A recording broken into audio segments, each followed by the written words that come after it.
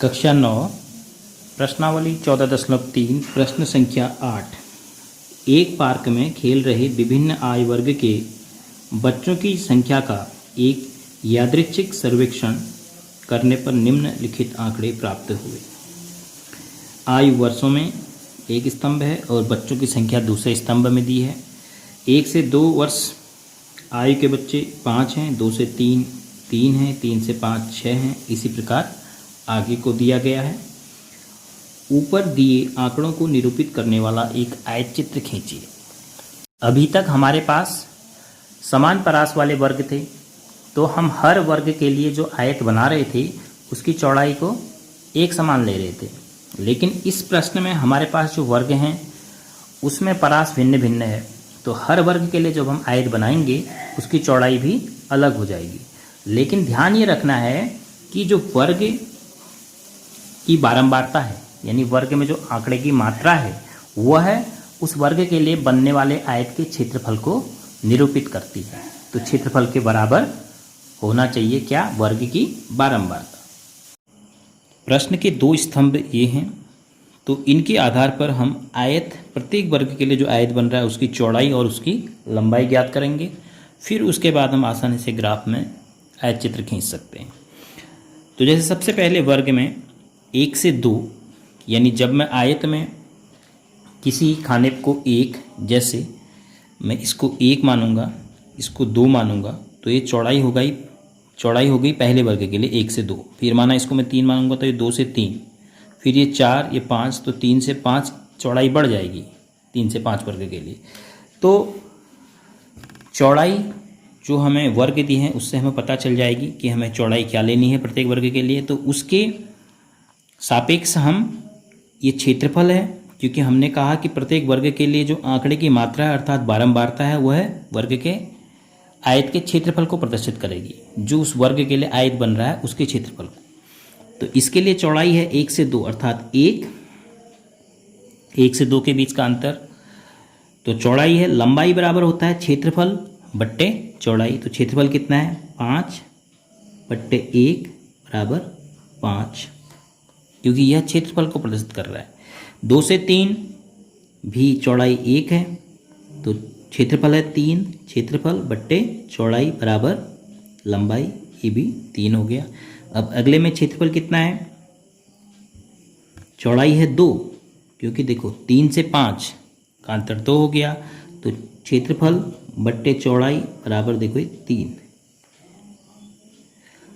फिर अगले में है 2 चौड़ाई, तो लंबाई हो गया क्षेत्रफल बट्टे 2 बराबर 6।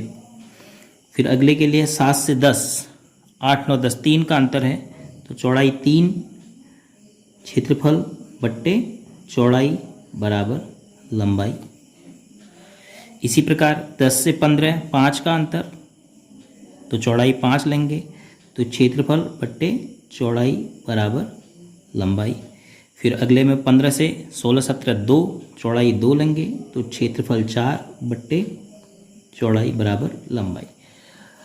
तो अब प्रत्येक वर्ग के लिए हम आयत की लंबाई ये रखेंगे 5 3 3 6, जिससे कि प्रत्येक वर्ग के लिए जो आयत का क्षेत्रफल होगा वह उसकी बारंबारता के अनुक्रमानुपाती बना रहेगा। और आयत चित्र के लिए नियम भी यही है कि प्रत्येक वर्ग के लिए जो हम आयत बना रहे हैं उस आयत का क्षेत्रफल उस वर्ग की बारंबारता के समानुपाती होता है।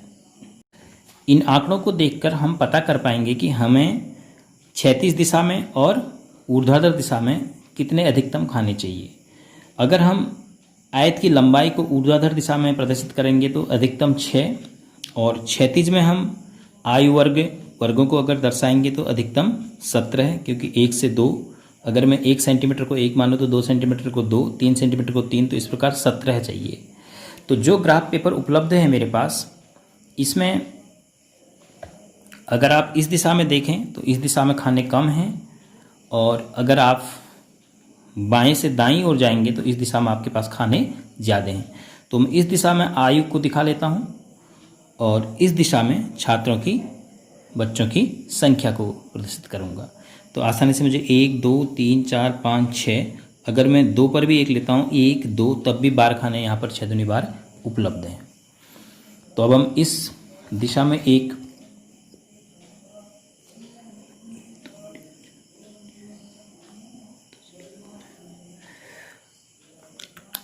क्षैतिज रेखा खींचेंगे।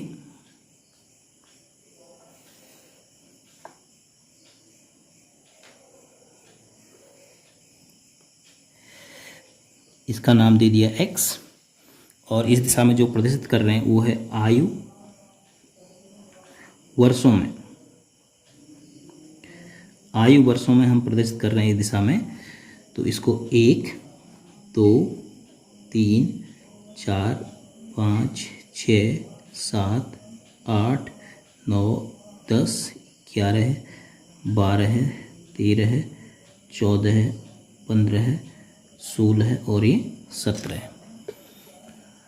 अब ऊपर को हम इसमें आयत की लंबाई को प्रदर्शित करेंगे, तो इसको 1 कह देते हैं, इसको 2, 1 सेंटीमीटर को 1, 2 सेंटीमीटर को 2, 3 4 5 6 7, अधिकतम हमें 6 चाहिए, तो 6 तक हमें आसानी से मिल जाएगा। और छोटे छोटे आयत बनेंगे तो उसमें आपको रंग भरने में भी आसानी होगी क्योंकि कम सेट करना पड़ेगा।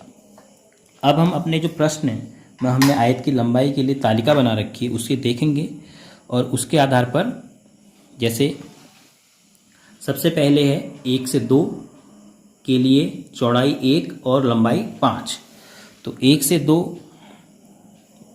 2 चौड़ाई होगी, तो इसके लिए लंबाई 5 है, तो 5 मीन्स ये आपको दिख रहा है, ये है 5।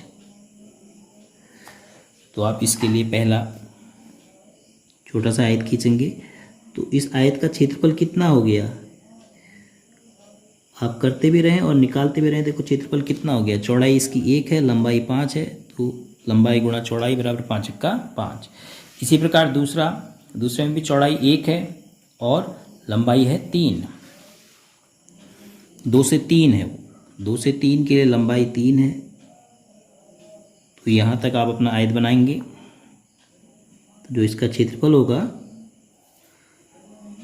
चौड़ाई 1 गुणा लंबाई 3, 3 का 3।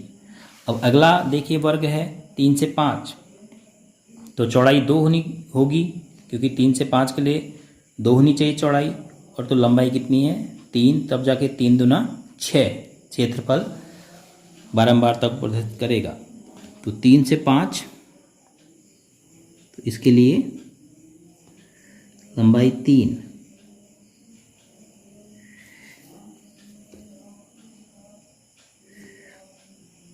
ये वर्ग की जैसे ही आपकी चौड़ाई बदली, परास बदला, तो जो ये आयत बना अब इसका क्षेत्रफल कितना हो जाएगा, 3 से 5, 2 चौड़ाई 3 लंबाई, तो 2 3 6, तो बारंबारता भी कितनी होनी चाहिए 6, तो सही है। अगला 5 से 7, 5 से 7 के लिए लंबाई 6, तो 5 से 7 इसके लिए लंबाई 6। इस आयत को आप बनाएंगे 6 लंबाई तक, तो इसका क्षेत्रफल हो जाएगा, चौड़ाई है 2, लंबाई है 6, 6 दूनी 12 है, और 12 आपका है भी बच्चों की संख्या बारंबारता। तो अगला है 7 से 10, अब आयत की चौड़ाई भी 3, लंबाई भी 3, तब जाके 3 3 9, बच्चों की संख्या जो है 9 होगी। अब 7 से 10, 7 से 10 ये चौड़ाई है और इसकी लंबाई है 3, तो यहाँ तक। तो अगले वर्ग के लिए जो आपका आयत बनेगा वो अधिक चौड़ा बनेगा, लेकिन अब देखिए इस आयत का जो क्षेत्रफल है, यानी इस आयत के अंदर जो जगह है, ये 3 गुणा 3 बराबर 9, तो जो बारंबारता को प्रदर्शित कर रही है। अगला है 5, चौड़ाई और लंबाई है 2, 10 से 15, अब देखिए 10 से 15 है, इतनी चौड़ाई है अब अगले वर्ग के लिए आयत की, यहाँ तक, और इसकी लंबाई केवल कितनी है 2, तो क्षेत्रफल कितना हो जाएगा 5 दूनी 10, तो जो क्षेत्रफल है वह बारंबारता को दर्शा रहा है 10। अब फिर अगला है 2 2, 15 से 17, 2 ही लंबाई 2 ही चौड़ाई, अर्थात इस आयत को हम क्या कह सकते हैं, वर्ग कह सकते हैं। सभी आयत वर्ग हों जरूरी नहीं है, लेकिन यह आयत यहाँ पर वर्ग बन जा रहा है क्योंकि इसकी लंबाई भी और चौड़ाई भी समान हो जा रही है। तो इस प्रकार का आयत चित्र बनेगा इस प्रश्न के लिए।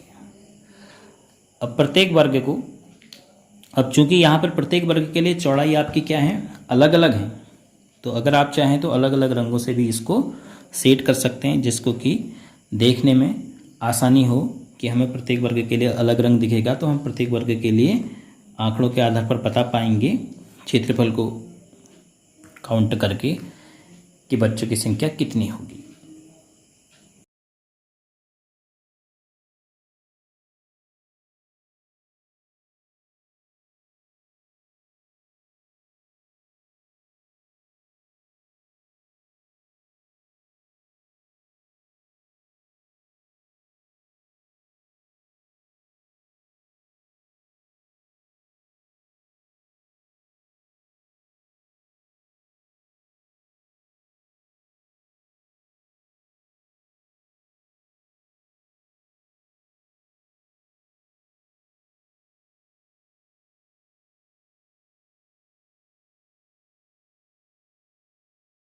इस प्रकार अलग अलग वर्ग के लिए बने हुए आयत को हम अलग अलग रंग से दिखाएंगे, तो आयत चित्र देखने में आकर्षक लगेगा और प्रत्येक वर्ग के लिए जो संबंधित आंकड़ा है वह आयत चित्र को देखते ही हमें पता भी चल जाएगा।